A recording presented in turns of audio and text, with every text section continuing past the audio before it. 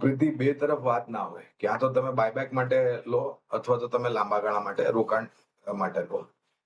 અને બાયબેકમાં એક પરિસ્થિતિ એવી હોય છે પ્રીતિ, કે જે કંપનીની મેનેજમેન્ટ બાયબેકની રકમ નિર્ધારિત કરે છે, એ એટલા રકમમાં જે બાયબેક થાય પ્રોપોર્શનેટલી એટલા જ. એવું નથી કે તમે 100 શેર લીધા અને તમે 100 શેર આપ્યા તો કંપની બધા જ 100 શેર લઈ લેશે. તો આ જે અ, થોડી વિચારધારા છે, એમાં પરિવર્તન કરવી જોઈએ.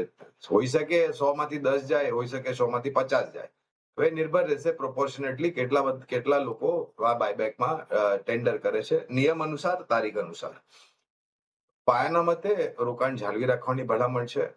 વધારે પડતી અપેક્ષા નહીં રાખતા તમારા રોકાણની ઉપર લાંબા ગાળા માટે નફાની, કારણ કે બહુ જ વિપરીત પરિણામો આવે છે વિપ્રોના. એક તો દિગ્ગજ આઈટી ક્ષેત્રની કંપની છે વિપ્રો, પણ જ્યારે તમે તુલના કરો વિપ્રોના પરિણામ દિગ્ગજ કંપનીઓ સાથે અથવા તો મિડ કેપ કંપનીઓ સાથે અથવા તો સ્મોલ કેપ કંપનીઓ સાથે, તો પરિણામ વિપ્રોના ઘણા નબળા હોય છે. અને આ પહેલી વાર નથી, એક ઇતિહાસ છે વિપ્રોનો પરિણામને લઈને, અને એટલા માટે પરફોર્મન્સ તમને આવું દેખાય છે.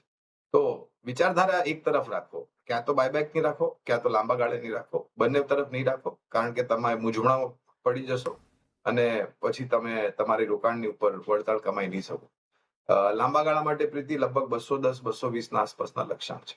ઓકે, તો 210 પ્લસના આપણે અહીંયા લક્ષ્યાંક જોઈ રહ્યા છીએ, પણ આઈધર તમે લોંગ ટાઈમ માટે હોય